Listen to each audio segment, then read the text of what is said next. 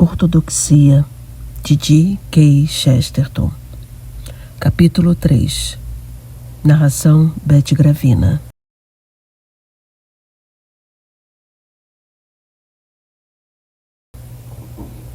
O suicídio do pensamento. As frases ditas na rua não são apenas forçadas, mas sutis, pois uma figura de linguagem pode muitas vezes ser simples demais para receber uma definição. Expressões como apagado ou estar para baixo poderiam ter sido cunhadas pelo Sr. Henry James em uma agonia de precisão verbal. E não há verdade mais sutil do que a da frase cotidiana sobre um homem colocar o coração na coisa certa. Ela envolve a ideia de proporção normal. Não apenas existe certa função, mas ela está corretamente relacionada a outras funções. De fato, a negação dessa frase descreveria com precisão peculiar a misericórdia um tanto mórbida e a ternura perversa dos modernos mais representativos. Se, por exemplo, eu tivesse de descrever com justiça o caráter do Sr. Bernard Shaw, não poderia me expressar de modo mais exato do que dizendo que ele tem um coração heroicamente grande e generoso, mas não um coração colocado nas coisas certas. E isso é verdade quanto à sociedade típica de nosso tempo. O mundo moderno não é maligno. De certa forma, o mundo moderno é bom demais. Está cheio de virtudes descontroladas e desperdiçadas. Quando um projeto religioso é quebrado, como o cristianismo foi quebrado na Reforma, não são apenas os vícios que são soltos. Os vícios são, de fato, soltos, e eles vagam e causam danos. Mas as virtudes também são soltas, e as virtudes vagam mais descontroladamente, e as virtudes causam mais danos terríveis. O mundo moderno está cheio das velhas virtudes cristãs enlouquecidas.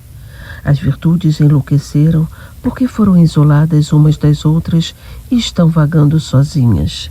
Assim, alguns cientistas se importam com a verdade, e a verdade deles é impiedosa. Assim, alguns humanitários só se importam com a compaixão, e sua compaixão, lamento dizer, é frequentemente falsa.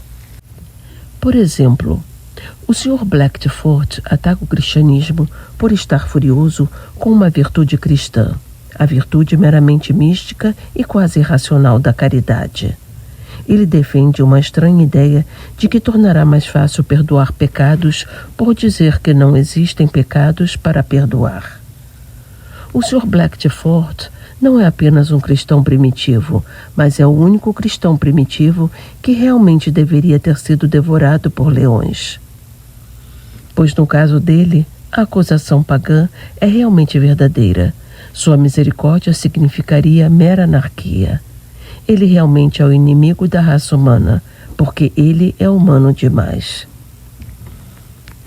Como extremo oposto, podemos tomar o realista mordaz que deliberadamente matou em si mesmo todo o prazer humano em contos felizes ou na cura do coração.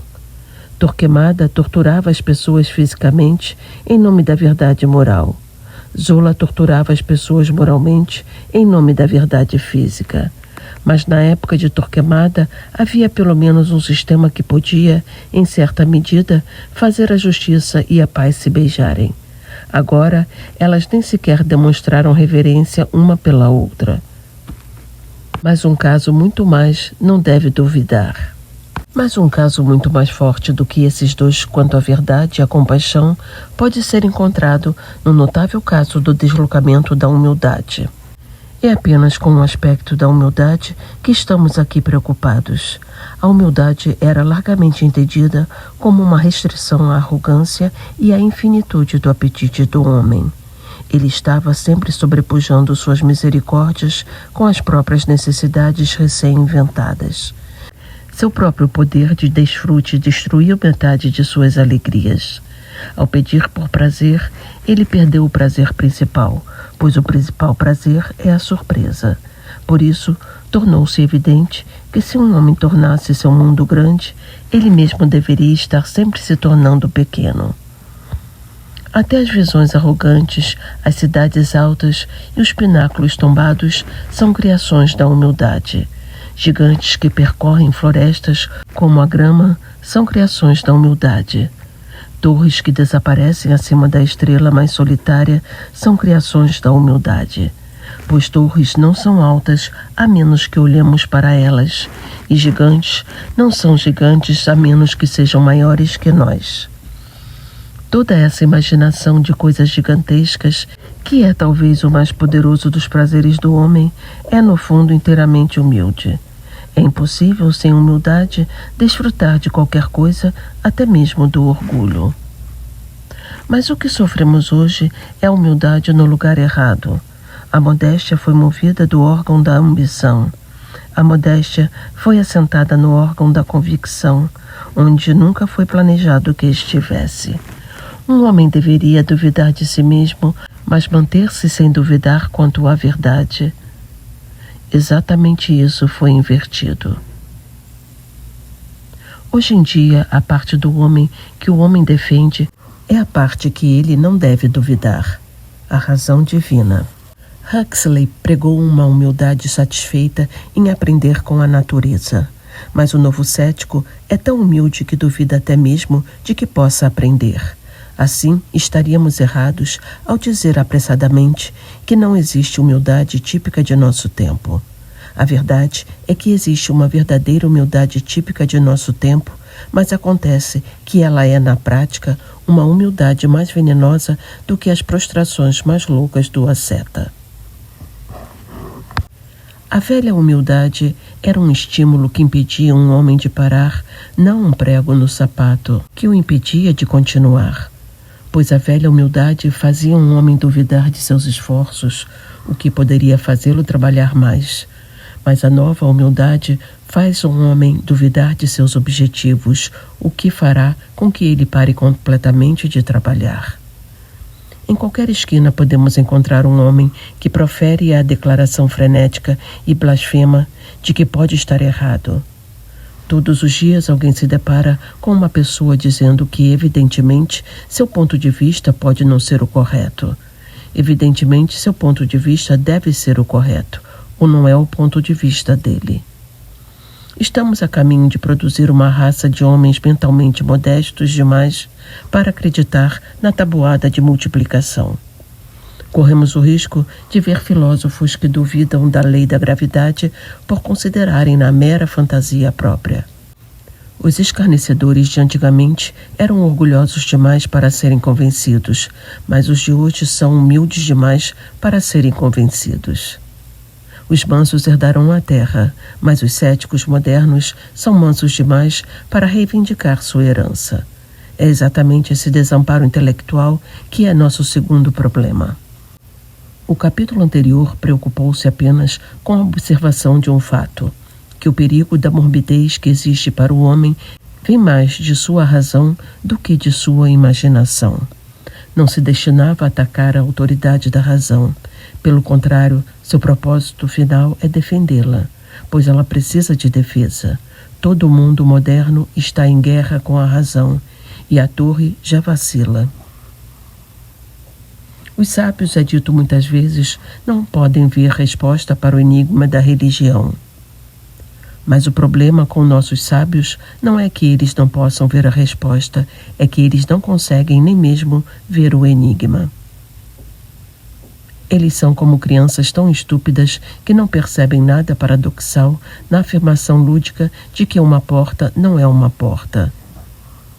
Os modernos latitudinários falam, por exemplo, sobre a autoridade da religião, não apenas como se não houvesse nenhuma razão nela, mas como se nunca tivesse havido qualquer razão para ela. Além de não verem sua base filosófica, eles não podem sequer ver sua causa histórica. A autoridade religiosa tem muitas vezes, sem dúvida, sido opressiva ou irracional, assim como todo o sistema legal, e especialmente o nosso atual, tem sido insensível e cheio de cruel apatia. É racional atacar a polícia? Não, é glorioso. Mas os críticos modernos da autoridade religiosa são como homens que atacam a polícia sem nunca terem ouvido falar de assaltantes. Pois existe um grande e possível perigo para a mente humana. um perigo tão prático quanto o assalto. Contra ele, a autoridade religiosa foi erigida, correta ou incorretamente, como uma barreira. E contra ele, algo certamente deve ser erigido como uma barreira, se nossa raça quiser evitar a ruína. Esse perigo é o que o intelecto humano é livre para se destruir. Assim como uma geração poderia impedir a existência da próxima geração por entrar em um mosteiro ou soltar no mar, um grupo de pensadores pode, em alguma medida, evitar pensamentos adicionais por ensinar à próxima geração que não há validade em qualquer pensamento humano. É inútil falar sempre da escolha entre razão e fé. A razão é, em si mesma, uma questão de fé. É um ato de fé afirmar que nossos pensamentos têm alguma relação com a realidade. Se você é meramente um cético, mais cedo ou mais tarde, deve se perguntar: por que qualquer coisa devia dar certo, até mesmo observação e dedução? Por que a boa lógica não poderia ser tão enganosa quanto a lógica ruim? Não são elas movimentos no cérebro de um macaco desnorteado? O jovem cético diz: tenho o direito de pensar por mim mesmo. Mas o velho cético, o cético completo, diz: não tenho o direito de pensar por mim mesmo. Não tenho o direito de pensar de modo algum. Existe um pensamento que interrompe o pensamento. Esse é o único pensamento que deveria ser interrompido. Esse é o mal supremo contra o qual toda autoridade religiosa foi apontada. Ele aparece apenas no final de eras decadentes como a nossa. E o Sr. H.G. Wells já levantou sua perniciosa bandeira. Ele escreveu uma delicada obra de ceticismo chamada Doubts of the Instrument, Dúvidas do Instrumento. Nela, ele questiona o cérebro em si e se esforça para remover toda a realidade de todas as próprias afirmações, passadas, presentes e futuras. Mas foi contra essa remota ruína que todos os sistemas militares da religião foram originalmente hierarquizados e liderados. Os credos e as cruzadas, as hierarquias e as terríveis perseguições não foram organizadas, como é ignorantemente dito, para a supressão da razão. Eles foram organizados para a difícil defesa da razão. O homem, por um instinto cego, sabia que, se as coisas fossem descontroladamente questionadas, a razão poderia ser questionada primeiro. A autoridade dos sacerdotes para absolver, a autoridade dos papas para definir a autoridade, mesmo a dos inquisidores para aterrorizar, essas eram apenas as defesas sombrias, erguidas em volta de uma autoridade central, mais indemonstrável, mais sobrenatural do que todas, a autoridade de um homem para pensar. Sabemos agora que isso é assim. Não temos desculpa para não saber isso, pois podemos ouvir o ceticismo irrompendo no velho círculo de autoridades e, no mesmo momento, podemos ver a razão oscilando sobre o próprio trono. Na medida em que a religião desapareceu, a razão está desaparecendo, pois são ambas do mesmo tipo primário e de autoridade. Ambas são métodos de prova que não podem ser provados. E no ato de destruir a ideia de autoridade divina, destruímos em grande parte a ideia daquela autoridade humana pela qual fazemos uma operação de divisão com números grandes. Com um puxão longo e contínuo, tentamos tirar a mitra do homem pontifício e a cabeça dele saiu junto com ela. Para que isso não seja chamado de afirmação frouxa, é talvez desejável, embora enfadonho, passar rapidamente pelas principais formas modernas de pensamento que têm esse efeito de parar o próprio pensamento. O materialismo e o ponto de vista de que tudo é uma ilusão pessoal têm algum efeito semelhante, pois se a mente é mecânica, o pensamento não pode ser muito empolgante, e se o cosmo é irreal, não há nada em que pensar. Mas nesses casos o efeito é indireto e duvidoso. Em alguns casos é direto e claro. De modo notável no caso daquilo que é geralmente chamado de evolução. A evolução é um bom exemplo da inteligência moderna que se destrói tudo, destrói a si mesma. A evolução é uma descrição científica inocente de como certas coisas terrenas surgiram, ou, se for mais do que isso, é um ataque ao próprio pensamento. Se a evolução destrói alguma coisa, ela não destrói a religião, mas o racionalismo. Se a evolução significa simplesmente que uma coisa positiva chamada macaco se transformou muito lentamente em uma coisa positiva chamada homem, então é inofensiva para os mais ortodoxos, pois um Deus pessoal poderia muito bem fazer as coisas lentamente, tanto quanto rapidamente, ainda mais se, como o Deus cristão, ele estivesse fora do tempo. Mas se isso significa algo mais, significa que não existe um macaco para se transformar nem um homem no qual se tornar. Isso significa que não existe tal coisa como uma coisa. Na melhor das hipóteses, há apenas uma coisa e há um fluxo de tudo e de qualquer coisa. Esse é um ataque não à fé, mas à mente. Você não pode pensar se não há coisas em que pensar. Você não pode pensar se você não está separado do sujeito do pensamento. Descartes disse: penso, logo existo. O evolucionista filósofo inverte e nega o epigrama. Ele diz: eu não existo, logo não posso pensar. Depois há o ataque oposto ao pensamento, o instigado pelo Sr. H.G. Wells, quando insiste em que cada coisa separada é única e não há, portanto, categorias. Isso também é meramente destrutivo. Pensar significa conectar as coisas e parar se elas não puderem ser conectadas. É quase desnecessário dizer que esse ceticismo que proíbe o pensamento necessariamente proíbe o discurso. Um homem não pode abrir a boca sem contradizê-lo. Assim, como o Sr. Wells diz, como o fez em algum lugar, todas as cadeiras são bem diferentes. Ele profere não apenas uma distorção, mas uma contradição em termos. Se todas as cadeiras fossem bem diferentes, você não poderia chamá-las de todas as cadeiras. Semelhante a estas é falsa a teoria do progresso, que sustenta que alteremos o teste em vez de tentar passar no teste. Muitas vezes ouvimos dizer, por exemplo, o que é certo em uma época é errado em outra. Isso é bastante razoável, se significar que há um objetivo fixo e que certos métodos o atingem em certos momentos e não em outros. Se as mulheres, digamos, desejam ser elegantes, pode ser que elas se apresentem melhor em certa época por engordarem e em outra por emagrecerem. Mas você não pode dizer que elas se apresentam melhor por deixar de ser elegantes e começar a desejar ser oblongas. Se o padrão mudar, como poderia haver melhora, a qual implica um padrão? Nietzsche introduziu uma ideia absurda de que os homens já haviam procurado como bem o que hoje chamamos de mal. Se fosse assim, não poderíamos falar em ultrapassar ou mesmo ficar aquém deles. Como você pode ultrapassar fulano se caminhar na outra direção? Você não pode discutir se um povo teve mais sucesso em ser infeliz do que outro teve sucesso em ser feliz. Seria como discutir se Milton era mais puritano do que um porco é gordo. É verdade que um homem tolo, pode fazer da mudança seu próprio objetivo ou ideal, mas como ideal, a própria mudança se torna imutável. Se o adorador de mudanças deseja estimar seu próprio progresso, ele deve ser severamente leal ao ideal de mudança.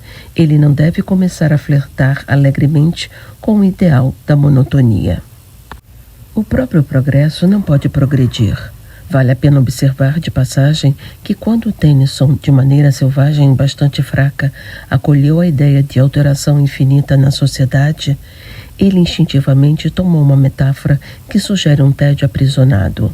Ele escreveu: que gire o grande mundo para sempre nos retumbantes sulcos da mudança.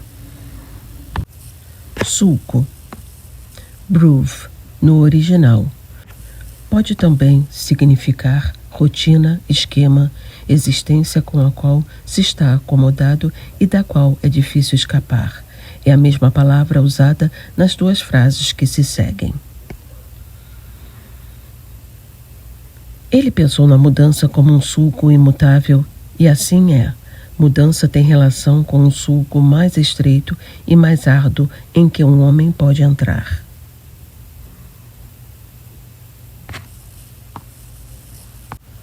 O ponto principal aqui, no entanto, é que essa ideia de uma alteração fundamental no padrão é uma das coisas que tornam o pensamento sobre o passado ou o futuro simplesmente impossível.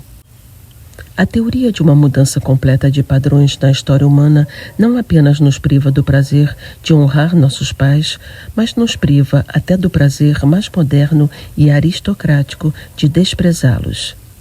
Esse resumo pobre das forças destruidoras do pensamento de nosso tempo não estaria completo sem alguma referência ao pragmatismo, pois embora eu tenha usado aqui e deva, em toda parte, defender o método pragmático como um guia preliminar para a verdade, há uma aplicação extrema dele que envolve a ausência de toda a verdade. O que quero dizer pode ser sumarizado assim. Concordo com os pragmatistas que a verdade objetiva aparente não é a coisa toda, que existe uma necessidade autoritativa de acreditar nas coisas que são necessárias à mente humana. Mas digo que uma dessas necessidades é precisamente a crença na verdade objetiva. O pragmatismo diz a um homem para pensar o que ele deve pensar e não se importa com o absoluto. Mas precisamente uma das coisas em que ele deve pensar é o absoluto. Essa filosofia, na verdade, é uma espécie de paradoxo verbal. O pragmatismo é uma questão de necessidades humanas, e uma das primeiras necessidades humanas é ser algo mais que um pragmático. O pragmatismo extremo é tão desumano quanto o determinismo que ele tão poderosamente ataca. O determinista, que para fazer-lhe justiça não finge ser um ser humano, faz do senso humano, da escolha real, algo absurdo. O pragmatista, que professa ser especialmente humano, faz do senso humano, do fato real, algo absurdo. Para resumir nosso ponto de vista até agora, podemos dizer que as filosofias atuais mais características não têm apenas um toque de mania, mas um toque de mania suicida. O mero questionador bateu a cabeça contra os limites do pensamento humano e a quebrou. Isso é o que torna tão fúteis as advertências dos ortodoxos e as jactâncias dos progressistas sobre a infância perigosa do livre pensamento. O que estamos vendo não é a infância do livre pensamento, é a velhice e a dissolução final do livre pensamento. É inútil que bispos e figurões piedosos discutam que coisas terríveis acontecerão se o ceticismo descontrolado seguir seu curso. Ele já seguiu seu curso. É inútil para os ateus eloquentes falarem das grandes verdades que serão reveladas se virmos o livre pensamento começar. Nós o vimos terminar. Não há mais perguntas a fazer. Ele questionou a si mesmo. Você não pode invocar nenhuma visão mais louca do que a de uma cidade em que os homens se perguntam se eles mesmos existem. Você não pode imaginar um mundo mais cético do que aquele em que os homens duvidam se existe um mundo. O livre pensamento poderia, sem dúvida, ter alcançado sua falência de modo mais rápido e puro se não tivesse sido debilmente atrapalhado pela aplicação de leis indefensáveis de blasfêmia ou pela absurda pretensão de que a Inglaterra moderna é cristã. Mas teria chegado à falência de qualquer maneira. Ateístas militantes ainda são injustamente perseguidos, mas por serem uma minoria antiga do que por ser nova. O livre pensamento esgotou sua própria liberdade. Está cansado de seu próprio sucesso. Se qualquer livre pensador zeloso agora saúda a liberdade filosófica como outrora, ele é apenas como o homem de Mark Twain. Mark Twain, pseudônimo de Samuel Langhorne Clemens, 1835 a 1910, escritor e jornalista americano, conhecido por suas narrativas de viagem e pelas histórias sobre a infância. Que saiu envolto em cobertores para ver o sol nascer e chegou bem a tempo de vê-lo se pôr. Se algum curador assustado ainda diz que será terrível se a escuridão do livre pensamento se espalhar, só podemos lhe responder com as palavras altas e poderosas do Sr. Belloc. Belloc. Joseph Hilaire Pierre René Belloc, 1870 a 1953. Prolífico escritor, filósofo e historiador anglo-francês, naturalizado britânico. Católico fervoroso, era amigo de Chesterton, a quem ajudou no processo de conversão do anglicanismo para o catolicismo. Com seu amigo, partilhava do ideal do distributismo, uma alternativa ao capitalismo e ao comunismo. Eu lhe peço, não se preocupe com o aumento de força já em dissolução. Você confundiu a hora da noite. Já é de manhã. Não temos mais perguntas a fazer. Procuramos perguntas nos cantos mais escuros e nos picos mais selvagens. Encontramos todas as perguntas que podem ser encontradas. É hora de desistirmos de procurar perguntas e começarmos a procurar respostas. Mais uma palavra, porém, deve ser adicionada. No começo deste esboço negativo preliminar, eu disse que nossa ruína mental foi forjada por uma razão descontrolada, não por uma imaginação descontrolada. Um homem não enlouquece porque faz uma estátua de 1 quilômetro de altura, mas pode enlouquecer ao pensá-la com poucos centímetros quadrados. Ora, uma escola de pensadores viu isso e saltou para ela como uma maneira de renovar a saúde pagando o mundo. Eles veem que a razão destrói, mas a vontade, com V maiúsculo, eles dizem, cria. A autoridade última, dizem eles, está na vontade, não na razão. O ponto supremo não é porque um homem exige uma coisa, mas o fato de que ele a exige. Não tenho espaço para traçar ou expor essa filosofia da vontade. Ela veio, suponho, por meio de Nietzsche, que pregou algo que se chama egoísmo. Isso, de fato, era simplista o suficiente, pois Nietzsche negou o egoísmo simplesmente pregando-o. Pregar qualquer coisa é uma doação. Primeiro, o egoísta chama a vida de uma guerra sem misericórdia, e então emprega o maior esforço possível para treinar seus inimigos na guerra. Pregar o egoísmo é praticar o altruísmo. Mas onde quer que tenha começado, essa opinião é bastante comum na literatura atual.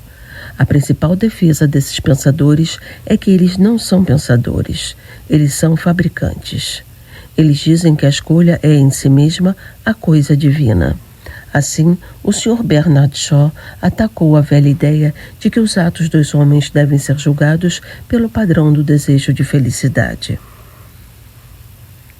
Ele diz que um homem não age visando a felicidade, mas por vontade. Ele não diz, geleia me fará feliz, mas eu quero geleia. Em tudo isso, os outros o seguem com ainda maior entusiasmo. O Sr. John Davidson, poeta, dramaturgo e novelista escocês, 1857 a 1909, sofreu com problemas financeiros e com câncer, suicidando-se em razão disso. Era amigo de Bernard Shaw. Um notável poeta está tão apaixonadamente entusiasmado com isso que é obrigado a escrever prosa. Ele publica uma peça curta com vários prefácios longos. Isso é bastante natural no Sr. Shaw, pois todas as suas peças são prefácios. O Sr. Shaw é, eu suspeito, o único homem na Terra que nunca escreveu poesia alguma. Mas que Davidson, que pode escrever excelente poesia, deveria escrever uma metafísica elaborada em defesa dessa doutrina da vontade, a fim de mostrar que a doutrina da vontade tomou conta dos homens. Até o Sr. H.G. Wells falou parcialmente na linguagem dessa doutrina. Ele diz que se deve testar os atos não como um pensador, mas como um artista, dizendo: sinto que esta curva está correta, ou essa linha deve ser assim. Eles estão todos entusiasmados, e bem eles podem estar. Por meio dessa doutrina da autoridade divina da vontade, eles pensam que podem sair da fortaleza condenada do racionalismo. Eles acham que podem escapar. Mas eles não podem escapar. Esse puro louvor da volição termina na mesma desintegração e no mesmo vácuo que a mera busca da lógica. Exatamente como o completo livre pensamento envolve a dúvida do próprio pensamento, assim a aceitação do mero querer realmente paralisa a vontade. O Sr. Bernard Shaw não percebeu a diferença real entre o antigo teste utilitário do prazer, desajeitado, claro, e facilmente distorcido, e o que ele propõe. A diferença real entre o teste da felicidade e o teste da vontade é simplesmente que o teste da felicidade é um teste e o outro não é. Você pode discutir se o ato de um homem saltar de um penhasco foi para buscar a felicidade. Você não pode discutir se foi derivado da vontade. Claro que foi. Você pode elogiar uma ação dizendo que ela foi calculada para trazer prazer ou dor, para descobrir a verdade ou salvar a alma. Mas você não pode elogiar uma ação porque ela mostra vontade, pois dizer isso é meramente dizer que ela é uma ação. Por meio desse elogio à vontade, você não pode realmente determinar que um caminho é melhor que o outro. E, no entanto, escolher um caminho melhor do que o outro é a própria definição da vontade que você está elogiando. A adoração da vontade é a negação da vontade. Admirar a mera escolha é se recusar a escolher. Se o Sr. Bernard Shaw vier até mim e disser, queira algo, isso equivale a dizer, não me importo com o que você quer. E isso equivale a dizer, não tenho nenhuma vontade quanto a isso. Você não pode admirar a vontade em geral, pois a essência da vontade é ser ela particular. Um anarquista brilhante como o Sr. John Davidson sente uma irritação com respeito à moralidade comum e, portanto, invoca a vontade para qualquer coisa. Ele só quer que a humanidade queira alguma coisa, mas a humanidade quer alguma coisa.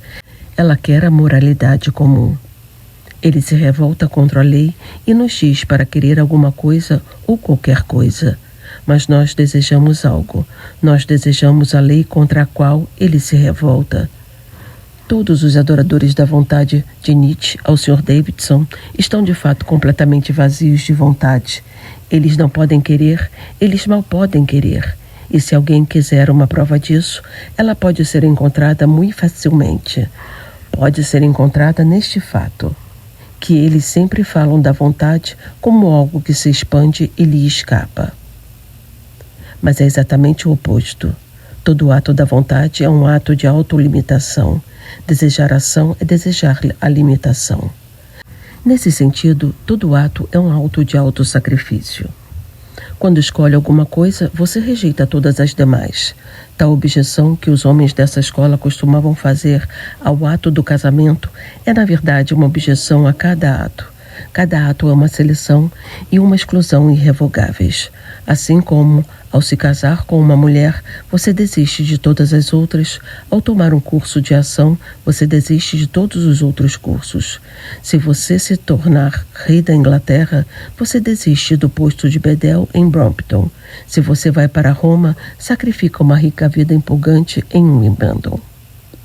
É a existência desse lado negativo ou limitante da vontade que torna a maior parte da conversa dos anárquicos adoradores da vontade pouco melhor do que um absurdo. Por exemplo, o Sr. John Davidson nos diz para não termos nenhuma relação com o não farás da Bíblia. Mas é certamente óbvio que não farás é apenas um dos colorários necessários do eu vou ao Lord Mayor's Show. E você não me impedirá. O anarquismo nos força a ser ousados artistas criativos e não se preocupa com leis ou limites. Mas é impossível ser um artista e não se importar com leis e limites. Arte é limitação. A essência de cada quadro é a moldura. Se você desenhar uma girafa, deve desenhá-la com um pescoço longo. Se em seu ousado modo criativo você se sentir livre para desenhar uma girafa com pescoço curto, descobrirá de fato que não é livre para desenhar uma girafa. No momento em que entra no mundo dos fatos, você entra em um mundo de limites. Você pode libertar coisas de leis estranhas ou acidentais, mas não das leis da própria natureza delas. Você pode, se quiser, libertar um tigre de sua jaula, mas não o liberte de suas listras. Não liberte o camelo do fardo de sua corcova. Você pode estar libertando-o de ser um camelo. Não haja como um demagogo, encorajando triângulos a saírem da prisão de seus 3 lados. Se um triângulo se libertar de seus 3 lados, a vida dele chegará a um final lamentável. Alguém escreveu uma obra chamada The Loves of the Triangles, Os Amores dos Triângulos. Eu nunca a li, mas tenho certeza de que, se os triângulos fossem amados, eles seriam amados por serem triangulares. Com certeza, é isso que ocorre com toda a criação artística, que é, de certa forma, o exemplo mais decisivo da vontade pura. O artista ama suas limitações. Elas constituem a coisa que ele está fazendo. O pintor fica feliz por ser plana a tela. O escultor fica feliz porque a argila é incolor. Caso o argumento não esteja claro, um exemplo histórico pode ilustrá-lo. A Revolução Francesa foi realmente uma coisa heróica e decisiva, porque os jacobinos queriam algo definido e limitado.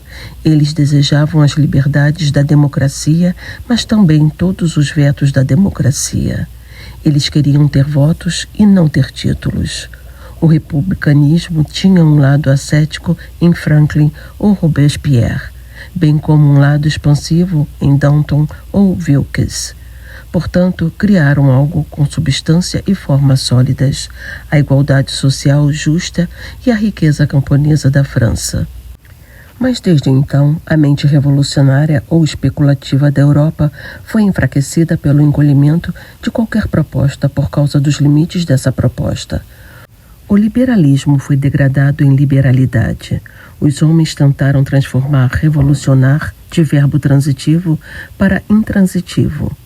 O jacobino poderia falar-lhe não apenas do sistema contra o qual ele se rebelaria, mas, o que era mais importante, do sistema contra o qual não se rebelaria, o sistema em que confiaria. Mas o novo rebelde é um cético e não confia inteiramente em nada. Ele não tem lealdade. Portanto, ele nunca pode ser realmente um revolucionário. E o fato de duvidar de tudo, de fato, atrapalha quando ele quer denunciar qualquer coisa. Pois toda denúncia implica uma doutrina moral de algum tipo, e o revolucionário moderno duvida não apenas da instituição que denuncia, mas da doutrina pela qual ele a denuncia.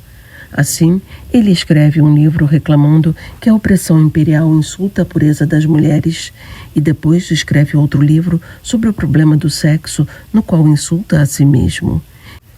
Ele amaldiçoa o sultão porque as garotas cristãs perdem a virgindade, e a seguir amaldiçoa a senhora Grundy porque elas a preservam. Como político, clamará que a guerra é um desperdício de vidas e então, como filósofo, que toda a vida é desperdício de tempo. Um pessimista russo denunciará um policial por matar um camponês e depois comprovará, pelos mais altos princípios filosóficos, que o camponês deveria ter se matado. Um homem acusa o casamento de ser uma mentira e depois acusa os libertinos aristocráticos por tratar o casamento como mentira. Ele chama uma bandeira de coisa sem importância e depois culpa os opressores da Polônia ou da Irlanda por arrancarem essa coisa sem importância. O homem dessa escola vai primeiro a uma reunião política onde reclama de os selvagens serem tratados como se fossem animais. Então, pega o chapéu e o guarda-chuva e vai para uma reunião científica em que prova que eles, na prática, são animais. Em suma, o revolucionário moderno, sendo um cético infinito, está sempre empenhado em minar as próprias minas. Em seu livro sobre política, ele ataca os homens por maltratarem a moralidade. Em seu livro sobre ética, ele ataca a moralidade por maltratar os homens. Portanto, o homem moderno, em revolta, tornou-se, na prática, inútil para todos os propósitos de revolta. Ao se rebelar contra tudo, ele perdeu o direito de se rebelar contra qualquer coisa. Pode-se acrescentar que os mesmos vácuo e falência podem ser observados em todos os tipos ferozes e terríveis de literatura, especialmente na sátira. A sátira pode ser louca e anárquica, mas pressupõe uma superioridade admitida em certas coisas em detrimento de outras. Ela pressupõe um padrão. Quando garotinhos na rua riem da gordura de algum jornalista ilustre, eles estão inconscientemente assumindo um padrão de escultura grega. Eles estão apelando para o Apolo de mármore. E o curioso desaparecimento da sátira de nossa literatura é um exemplo de coisas ferozes que se desvanecem por falta de qualquer princípio que seja feroz. Nietzsche tinha um talento natural para o sarcasmo. Ele podia zombar, embora não conseguisse rir, mas há sempre algo incorpóreo e sem peso em sua sátira, simplesmente porque ela não tem nenhuma quantidade de moralidade comum por trás dela. Ele mesmo é mais absurdo do que qualquer coisa que denuncia. Mas, na verdade, Nietzsche ficará muito bem como exemplo de todo esse fracasso da violência abstrata. O amolecimento do cérebro que, por fim, o atingiu não foi um acidente físico. Se Nietzsche não tivesse terminado na imbecilidade, o nietzscheísmo acabaria em imbecilidade. Pensar isoladamente e com orgulho faz com que se acabe sendo um idiota. Todo homem que não tiver o coração amolecido terá, por fim, o cérebro amolecido. Essa última tentativa de evitar o intelectualismo termina no intelectualismo e, portanto, na morte. A investida falhou. O culto selvagem da ilegalidade e a adoração materialista da lei terminam no mesmo vazio. Nietzsche escala montanhas impressionantes, mas termina por chegar ao Tibete. Ele se assenta ao lado de Tolstói, na terra do nada e no nirvana. Ambos estão desamparados. Um porque não deve apegar-se a nada e outro porque não deve largar nada. A vontade tolstoiana é congelada por um instinto budista de que todas as ações especiais são mais. Mas a vontade nietzschiana é igualmente congelada por seu entendimento de que todas as ações especiais são boas. Pois se todas as ações especiais são boas, nenhuma delas é especial. Eles estão na encruzilhada e um odeia todas as estradas e o outro gosta de todas as estradas. O resultado é, bem, algumas coisas não são difíceis de calcular. Eles estão na encruzilhada. Aqui termino, graças a Deus, a primeira e mais tediosa tarefa deste livro, a revisão imperfeita do pensamento recente. Depois disso, começo a esboçar uma visão de vida que pode não interessar a meu leitor, a qual, porém, de qualquer forma interessa a mim. Diante de mim, ao concluir esta página, há uma pilha de livros modernos que tenho manuseado para esse propósito. Uma pilha de engenhosidade, uma pilha de futilidade. Por ocasião de meu atual desinteresse, posso ver o inevitável desastre das filosofias de Schopenhauer. Tolstói, Nietzsche e Shaw, tão claramente quanto um inevitável acidente ferroviário poderia ser visto de um balão. Todos eles estão na estrada para o vazio do manicômio, pois a loucura pode ser definida como o uso da atividade mental para alcançar o desamparo mental, e eles quase chegaram a isso. Aquele que pensa que é feito de vidro pensa na destruição do pensamento, pois o vidro não pode pensar. Portanto, quem quer rejeitar nada deseja a destruição da vontade, pois a vontade não é apenas a escolha de algo, mas a rejeição de praticamente tudo. E quando me viro e tropeço sobre os inteligentes, maravilhosos, enfadonhos e inúteis livros modernos, o título de um deles chama minha atenção. Chama-se Jeanne d'Arc, de Analotte, France. Eu apenas olhei para ele, mas um olhar foi o suficiente para me lembrar de Vie de Jésus, Vida de Jesus, de Renan. Ele tem o mesmo estranho método do reverente cético.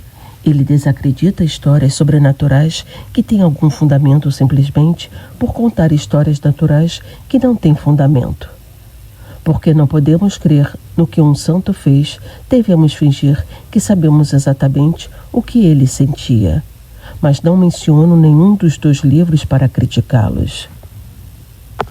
E sim porque a combinação acidental dos nomes evocou duas imagens surpreendentes de santidade que fizeram voar, estilhaçados, todos os livros à minha frente. Joana d'Arc não estava presa na encruzilhada, nem por rejeitar todos os caminhos, como Tolstói, nem por aceitar todos, como Nietzsche. Ela escolheu um caminho e o percorreu como um raio. Joana, no entanto, quando pensei nela, tinha em si tudo o que era verdade em Tolstói ou em Nietzsche, tudo o que era tolerável em qualquer um deles. Pensei em tudo o que é nobre em Tolstói, o prazer em coisas simples, especialmente em piedade simples, as realidades da terra, a reverência pelos pobres, a dignidade das costas encurvadas. Joana d'Arc tinha tudo isso e mais esta grande característica: suportou a pobreza e também a admirou, ao passo que Tolstói é apenas um típico aristocrata tentando descobrir o segredo da pobreza. Então pensei em tudo o que era corajoso e orgulhoso e patético no pobre Nietzsche, em seu motim contra o vazio e a timidez de nosso tempo. Pensei em seu clamor pelo equilíbrio exático do perigo, sua fome pela corrida dos grandes cavalos, seu clamor às armas. Bem, Joana d'Arc tinha tudo isso, e mais uma vez com essa diferença, ela não elogiou a luta, mas lutou. Sabemos que ela não temia um exército, enquanto Nietzsche, pelo que sabemos, temia uma vaca. Tolstói apenas exaltou o camponês. Ele era a camponesa. Nietzsche apenas exaltou o guerreiro. Ele era a guerreira. Ela venceu os dois em seus próprios ideais antagônicos.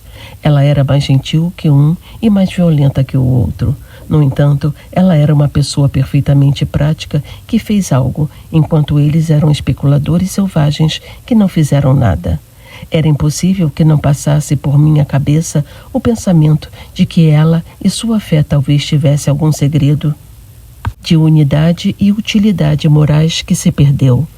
E com esse pensamento veio um maior, e a figura colossal do mestre dela também atravessou o palco de meus pensamentos.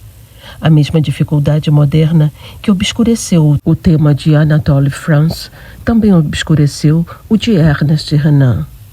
Renan também dividiu a compaixão de seu herói da belicosidade de seu herói. Renan até representou a justa ira sobre Jerusalém como mero colapso nervoso após as expectativas idílicas da Galileia. Como se houvesse alguma inconsistência entre ter amor pela humanidade e ter ódio pela desumanidade. Os altruístas, com vozes apagadas e fracas, acusam Cristo de ser egoísta. Os egoístas, com vozes ainda mais apagadas e fracas, o acusam de ser altruísta. Em nossa atmosfera atual, tais cavilações são bastante compreensíveis. O amor de um herói é mais terrível que o ódio de um tirano. O ódio de um herói é mais generoso do que o amor de um filantropo. Há uma sanidade enorme e heróica da qual os modernos só podem recolher os fragmentos. Há um gigante de quem vemos apenas os braços pendentes e as pernas caminhando por aí. Eles rasgaram a alma de Cristo em tiras estúpidas, rotuladas de egoísmo e altruísmo, e estão igualmente intrigados com sua insana magnificência e sua insana mansidão. Eles dividiram as vestes dele entre si, e sobre as vestes dele lançaram sortes, embora sua túnica não tivesse costura de alto a baixo.